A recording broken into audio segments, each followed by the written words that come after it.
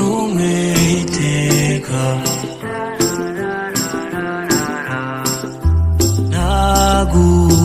nagutereye diva nziza mu mutima ugukunda nayitatse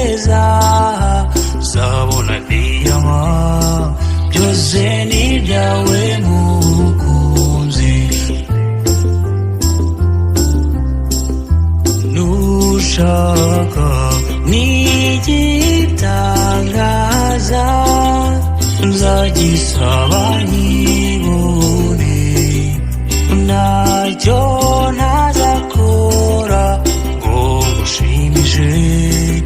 uzima Imana yampaye